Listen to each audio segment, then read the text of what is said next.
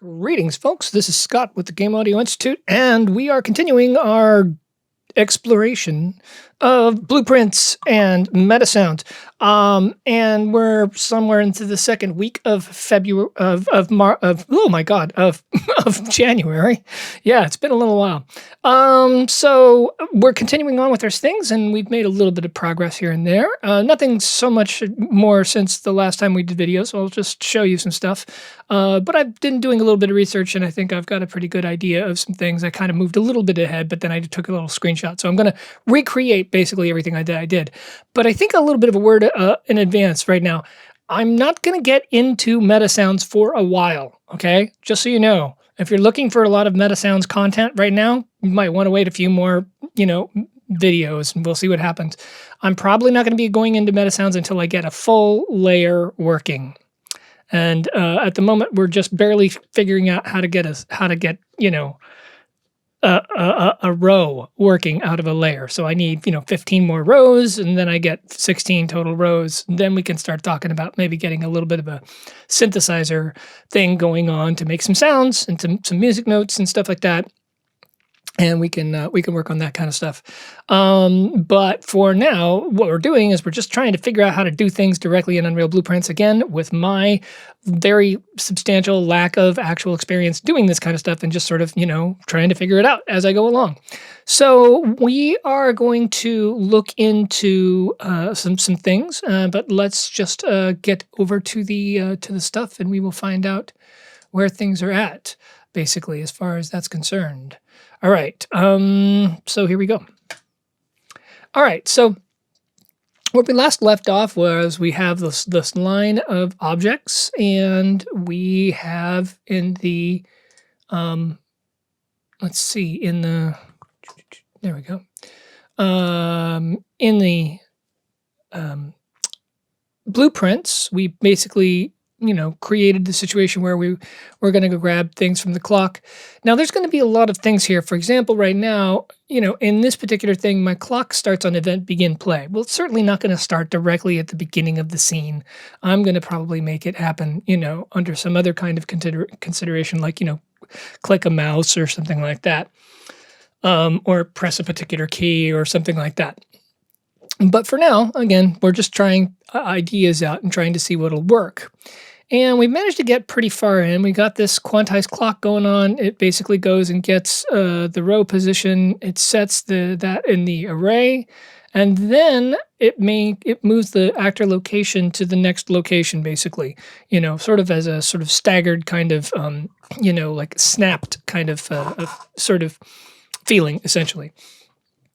So the deal is now that we want to move on from this in order to be able to do some things. And specifically, what we want to do is we want to go and see what we're overlapping at the time. And then from there, we want to basically go and figure out what to do. Now, we will have some other stuff to do. We will probably want to make a blueprint for the triggers. So there's some sort of special sort of things to understand about this whole thing. And I may have explained this before, but whatever, re-explaining it again. All of these red dots here are actually going to be independent of the squares that are around them. They look like they're all related to each other, but they're not. In fact, the cell row is all of those things there. And then the trigger row is the one that's here. So what happens is that the cell row rotates, right? It's part of the whole cube thing, so therefore it's going to rotate. It's going to always be in a different position. And the trigger row, all those squares that you see here, that doesn't. That stays completely in place. It's always going to be facing, in a sort of global direction of left, right, up, down, that sort of thing, essentially. It's always going to be basically the same. The only things that will rotate are the individual cells inside here, which will look like stars when we're done with this whole thing. But right now, we're not worrying ourselves with that amount of stuff. So now we want to move on sort of to the next thing, and I'll go take a look at my screenshot so I can remember what the heck I was doing. So we're looking for something called component overlap actors. And in this particular case, we're going to be able to use our box component, which we actually added right here as a box collision component. And we're going to be able to make it, we've already made sure that things will overlap and stuff like that. And, so that's very important. There's a very complex system that Unreal uses to determine whether objects can overlap or they are going to block things or they, what's the other, I can't remember the third thing. But anyway, as you can tell, I'm really new to this sort of situation. So it's it's a little new for me. Anyway, so the deal is we are going to go and get this component overlap actors component put into here, or node put into here. So we're going to do that. So that means we go here, we're going to call this component overlap actors component. And this actually needs a lot of input material. We can't just, hook up set actor location and then just, bring a component into it. For one thing, the component that we're bringing into it is actually kind of, the only thing that we're actually going to be hooking up is our execution pin, essentially, right? Our execution line. Everything else is going to have to come from the game. So what we're going to basically do is we need to, first of all, get a component. We're going to drag in the box object, which is that component, and hook that into the component input. And then there's this component transform. And what's going to happen in this particular case is it's going to be pretty much the same exact transform as the parent object above, essentially. So what we're going to do is make another little node, and that's going to be called get actor transform. So we'll get that. And it says target self. We don't have to give it the target. The target has already basically more or less been set. We're just going to take that return value and drag it over here to the component transform. So that's 2 out of several things that we have to add. We also now have to add an object type. So this is an array of basically things, in this case object types that we want to basically use or consider. And you can, of course, make more object types. It's one of the things that I've learned. I have been actually watching a series on blueprints a little bit, so I'm kind of getting a little bit more familiar with some of the stuff that's available. So this is helpful. And anyway, we're going to go here, and we're going to make array. So we're going to make an array, and that is going to go right here, like so. And this is basically the objects that it's going to consider adding to the array. We could add pins to add more, situations to it. So we could say, hey, world static, world dynamic. Most likely, most of these are going to be pretty basic. They're not really, most of the objects are going to be world static. I may be able to make an object category that could then potentially be different so that certain objects won't be looked at. But anyway, there is also this actor class filter and the actors to ignore, which I thought about trying to put in, but I decided not to go that route. I may come back around to that possibly. But I am going to print some strings here so that I can see, kind of what's going on and deal with that sort of stuff essentially. So I'm going to get this get node here, and I'm going to paste that over here. It's sort of a generic getting thing. What happens is that the output of this is going to be a list of things. So this is kind of similar to like if you're in Unity, get objects of type, whatever the heck it is. So in other words, the idea is it's going to go look and see what objects is it overlapping with. And I'm going to basically just get the array and only get one value from it. And this is just basically testing some things out, and then we're going to try and move to more sort of complex things. But at the moment, we're just going to go and deal with that. So I believe this is going to be get display name. So we'll say get display name, like so. Return value goes into in-string. And I've set the duration kind of long, so it's like 10 seconds or something like that or so.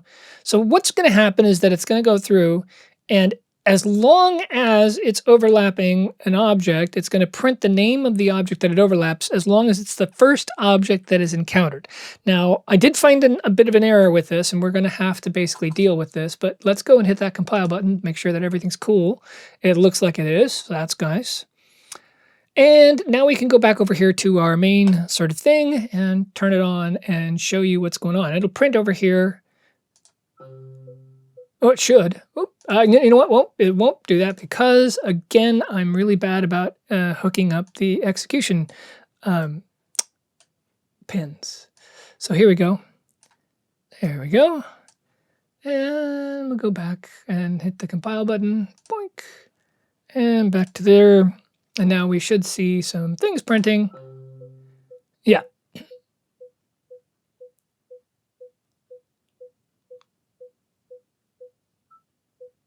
So the thing is that it basically goes 0, 1, 2, 3, 4, 5, 6, 7, 8, 9, 10, 11, 12, 13, 14, 15. Doesn't hit 16, because I don't think there is a 16, actually. But it's kind of curious that when it hits the beginning point, it hits the cell row first, and then it doesn't hit the object underneath that. So what we need to do is, we can't have it do those. We need to have it always be a position object, a POS object, basically. So we're going to have to basically look for something that is. We're probably going to have to get more than just the first object that is encountered. It's unfortunate, but that's the way that it basically is. There is a possibility that I could filter, again, either through the actor class or the object type. And then maybe if I created a different object type and set that thing, it would basically ignore that object type and then just get the first value that wasn't that object type. So I might be able to get around it that way, but we're going to try it a different way for right now. And I'm going to choose it by looking for getting display name, which is a string. And we're going to cut this off here because I need to do something with that as well. Now, the problem, of course, is that it's only getting one variable, and I can't. That's not going to work because it's going to obviously be seeing lots of different variables on this. So I need to essentially figure out a way of making it so that making it so that basically this is going to get the array and then loop through the array, basically, the array of actors, and then we pick the name that we want to have it be, and then, use that one, basically. And it's unlikely that we will ever be overlapping with more than one POS or position object. So that's the idea. All right, so I've got the basic solution here at this point in time. We have to go get the entire list, and we have to basically iterate through the list. It's pretty much, as far as I can tell, this is about the only way that I can think of to do it. There might be another way, but so we're going to basically drag off of the execution pin. We're looking for a for each loop, which is right. Come on, try it again. For each loop. We don't need a break, really, at this point in time. It's fine. So we can say, if we find the thing, here's the loop body, and the loop body is going to go to a branching statement. So just a standard if-then kind of sort of thing.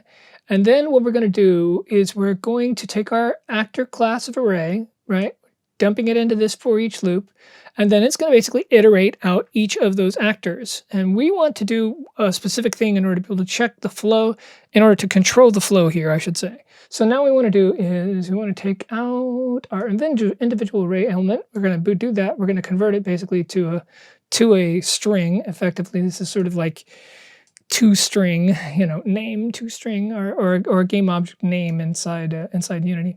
And we want to make sure we also we're going to basically deal with this, with the branch, okay.